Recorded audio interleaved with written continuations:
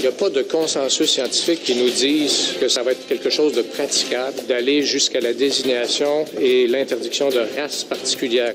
Pour moi, la sécurité humaine va au-dessus des autres considérations. Il faut que ce soit quelque chose qui soit applicable et gérable. Si, justement, il y a un doute, lorsque ça vient avec la sécurité publique, on ne devrait pas prendre de risques. On aimerait beaucoup quand même qu'il y ait un projet de loi qui avance, mais qui traite plus la question de chiens dangereux en général et qui adresse les comportements à la base qui peuvent prévenir que les chiens deviennent dangereux. Alors, Québec renonce à interdire les pitbulls. Avec nous, Dr Caroline Kilsdonk, présidente de l'Ordre des médecins vétérinaires du Québec à Montréal, et Lise Vadnet, sœur de Christiane Vadnet, qui a été tuée, comme vous savez, par un pitbull en 2016 à Mont-Saint-Hilaire. C'était à cette époque de l'année, d'ailleurs, Mme Vadnet, si je ne me trompe pas. C'était à cette époque de l'année. Ça va faire 2 ans vendredi, mais c'est arrivé à Pointe-aux-Trembles. Oui. Alors, Mme Vadnet, je commence avec vous. Vous êtes évidemment déçue. Vous pensiez que le gouvernement allait aller au bout de cette démarche-là? Absolument, absolument. On est très, très déçus qu'en aucun temps on cible les pitbulls, alors que nous, ce qu'on aurait voulu, c'est vraiment que d'ici une dizaine d'années, il n'y ait plus de pitbulls dans la province de Québec. C'est ce qu'on voulait. C'est, je crois, que beaucoup de municipalités souhaitaient d'avoir un règlement qui soit assez sévère à ce niveau-là. Le gouvernement dit qu'il n'y a pas consensus, que c'est difficilement applicable, mais je regrette, je n'adhère pas vraiment à ça parce qu'il y a 900 villes, vous savez, aux États-Unis qui ont appliqué ce règlement-là. En Ontario, ils l'ont appliqué. Il y a 42 pays au monde qui l'ont appliqué. Alors, s'il y a autant de villes qui ont été dans ce sens-là, c'est parce qu'il y a une raison. Et s'ils ont de la difficulté à l'appliquer, bien, je pense qu'ils auraient pu aller chercher des exemples ailleurs pour aller pour savoir comment c'était faisable. Alors oui, on est extrêmement déçus. Vous dites qu'il faut penser aux êtres humains avant tout et qu'il y a un danger, que oui, ce ne sont pas que les seuls chiens dangereux, les pitbulls, mais ce sont des chiens dangereux, puis que ça renvoyait le bon signal que de faire ça. Absolument. Et les pitbulls, on sait que ce sont peut-être pas les seuls chiens dangereux, mais ce sont les chiens qui sont les plus dangereux. Ils sont hors normes au niveau des statistiques et ça, toutes les recherches s'entendent à ce niveau-là. Alors, c'est sûr qu'on aurait voulu cibler les pitbulls et cibler aussi d'autres chiens qui sont potentiellement dangereux. Bon, on va essayer de mieux comprendre. La sécurité publique avant tout. Très bien. On va aller parler à Dr Kilsdonk parce qu'on va essayer de comprendre l'argumentaire. Quand le premier ministre dit qu'il n'y a pas de consensus scientifique à savoir que les pitbulls, que de bannir les pitbulls, c'est la meilleure solution. Ça, c'est vous et vos collègues qui êtes venus plaider ça, là. Nous, là, l'Ordre des médecins vétérinaires, on est une organisation dont la vocation est la protection du public. Alors, je tiens à dire que quand je suis allée en commission parlementaire, c'est vraiment avec cet objectif-là en tête que je l'ai fait. Je veux dire aussi que moi-même, là, je suis une mère, je suis une citoyenne, je suis médecin vétérinaire. J'ai fait des études en éthique, puis après, je suis devenue présidente de l'Ordre des médecins vétérinaires. Mais je vous assure que quand je me prononce, je le fais vraiment de la façon où je sens que j'œuvre vraiment, là, je vais dans la direction de l'intérêt du public. Puis nous, ce qu'on a voulu présenter au ministre, c'est des solutions durables aux problèmes. Moi aussi, je veux que ça se règle, mais je veux que ça se règle de façon durable, que ce soit de vraies solutions qui apportent des solutions à long terme. En commission parlementaire, les gens qui m'accompagnaient et moi, on a parlé de prédation, on a parlé de l'influence de la génétique. Ce sont des facteurs qui existent et qu'on ne nie pas. Il y a aussi le facteur humain qui est en jeu. Puis, pour qu'un projet de loi soit efficace, pour qu'une loi soit efficace, pour qu'elle agisse vraiment sur le problème à long terme, il faut s'adresser à ces deux aspects-là absolument. Et puis, on a fait nos propositions, à savoir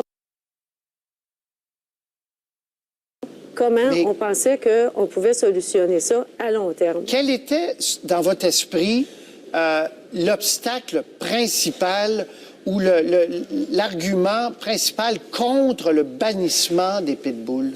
Bien, j'aimerais prendre un pas de recul parce que c'est vraiment ce qu'on a fait à l'Ordre des médecins vétérinaires avant de rédiger notre mémoire. Prendre un pas de recul et se dire que si on prend ce regard-là un peu de l'extérieur, de centrer tout le débat, toutes les discussions sur le bannissement d'une race, déjà, là, on a un problème parce qu'on cerne la mauvaise question. La vraie question qu'il faut se poser, c'est comment est-ce qu'on peut régler le problème des agressions dans la société? Alors là, déjà, de centrer la discussion autrement... Mais comment on fait ça, là, concrètement, Dr. Kills? Donc, comment on fait pour prévenir qu'un autre pitbull, puis il y en a eu plein d'attaques, il y en a eu plein là, depuis, là, qu'un autre pitbull ne défigure un enfant au parc? Comment on fait? Bon, je vais parler avec différents échéanciers. À court terme, c'est très simple. Les graves attaques qui ont eu lieu auraient été évitées si les réglementations actuelles avaient été appliquées de manière rigoureuse. Alors ça, c'est la réponse à court terme.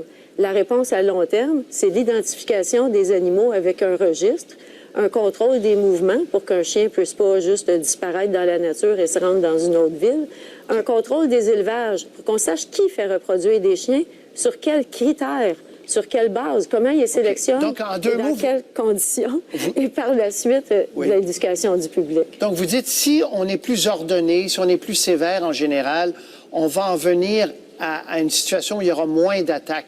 Mais avant de repasser la parole à Mme Vanet, j'ai une question très simple pour vous. Comme vétérinaire, là, n'est-il pas exact que les pitbulls, règle générale, peuvent être beaucoup plus agressifs que d'autres types de chiens, d'autres races de chiens? Je vous dirais que si vous demandez à n'importe quel vétérinaire, à vous, là. Oui. À moi ou à n'importe quel autre vétérinaire, on en aurait en tête de nombreuses races. Alors, où on s'arrêterait? Lesquelles des races? Sur quels critères? Quand vous en voyez un arriver dans votre clinique, là, vous n'avez pas un réflexe un peu différent quand c'est un pitbull que quand c'est un retriever ou un, je sais pas moi, un autre chien? Écoutez, c'est humain, hein? C'est humain d'avoir des réflexes différents devant différents... juste l'allure physique, c'est tout à fait humain qu'on peut possiblement avoir des réactions différentes. Mais si vous me demandez, selon nos expériences vécues, de toutes les races, on a des bons et des moins bons chiens, des chiens qui ont manifesté plus ou moins d'agressivité, puis que si on avait à faire un palmarès, on n'aurait pas de critères scientifiques pour le faire, on n'aurait pas d'échelle rigoureuse, et il faudrait à ce moment-là déterminer où on coupe. Okay. C'est quelque chose qui est scientifiquement impossible à faire. Madame Vanet, ça, vous l'avez entendu, réentendu, cet argument-là, effectivement, de dire il faut avoir des critères scientifiques, il faut avoir un registre plus précis avant de bannir une race. Mais c'est sûr qu'on n'a pas le registre ici par rapport aux morsures et tout ça, mais il y a tellement d'endroits qui en ont. On peut quand même se baser sur ces recherches-là qui ont été faites. Je suis en grande partie d'accord avec ce que je viens d'entendre, sauf que là où je suis moins d'accord, c'est quand on dit qu'ils sont pas pires que les autres, que tous les chiens, dans le fond, peuvent mordre et tout ça. Ça, ce n'est pas la vérité qu'on peut... que même toutes les recherches disent. Les pitbulls sont vraiment au-dessus des normes par rapport à la dangerosité. Et quand on sait aussi la génétique du pitbull qui est toujours imprévisible, on ne peut pas le prévoir. Même si on a un très bon maître, même s'il est bien élevé, ça ne réglera pas le problème du pitbull. Et c'est pas pour rien quand on parle de chiens dangereux puis qu'on parle des pitbulls, comme je vous disais tantôt, 900 villes aux États-Unis. C'est pas pour rien. Il doit y avoir une raison. Toutes les bases militaires. Oui, très bien. Madame Vanet, merci. Dr. Kilsdonk, répondez à ça, puis on va se laisser là-dessus. Pourquoi, dans d'autres endroits, c'est pas la planète Mars, l'Ontario quand même, là, on a décidé de bannir le pitbull, c'est qu'il y a toujours bien des faits et des gravités de morsure qui sont là vis-à-vis des pitbulls. Voilà. Il y a des gens qui prennent des décisions quant à des réglementations. Ensuite, aller voir si la réglementation est appliquée de façon rigoureuse. C'est souvent une autre question. Alors, il faut adopter les réglementations nécessaires, efficaces et qu'on est capable d'appliquer. Sinon, ça ne donne rien d'adopter des réglementations. Moi, je préfère qu'on soit rigoureux, qu'on le fasse de façon correcte, puis en attendant qu'on applique nos réglementations actuelles de façon rigoureuse. Ça, là, c'est absolument nécessaire. Puis si on fait ça tout de suite, moi, je suis pas inquiète que les gens soient en danger en attendant qu'on contrôle la reproduction pour en arriver à ne plus avoir de gens qui font reproduire des chiens exprès pour avoir des chiens agressifs. Alors, Mme Vanet, Mme Kilsdonk, merci de nous avoir parlé. On va souhaiter, pour vrai, là, je le dis sans aucune ironie, puis vraiment de façon très sincère, on va souhaiter qu'il n'y ait pas un autre chien de type pitbull qui dévisage quelqu'un ou qui saute sur quelqu'un dans les prochains mois pour que ce débat politique-là ne reprenne pas. Parce que c'est un peu ça, Mme Vanet. Je vous donne 10 secondes, Mme Vanet, avant de conclure. Mais Écoutez, j'entends ce que vous dites, je le souhaite aussi, mais vous savez, il y a à peine un mois, il y a eu 3 attaques, 3 semaines de suite d'un chien de type pitbull. Et ça, on en parle très peu, malheureusement. Mais moi aussi, je vis d'espoir que ça n'arrive pas, mais j'ai bien peur qu'il va en avoir d'autres victimes. Ces chiens-là ont certainement eu des comportements précurseurs longtemps avant que les gens, par manque d'éducation, n'ont pas vu. Alors, déjà, là, on aurait un effet majeur. Oui.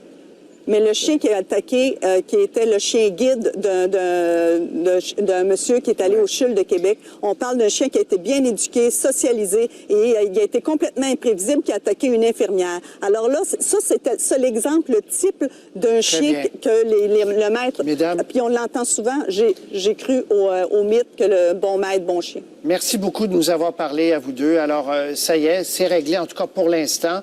On verra, peut-être ce débat-là va ressurgir une autre fois au Québec. Merci d'avoir participé à l'émission. Merci.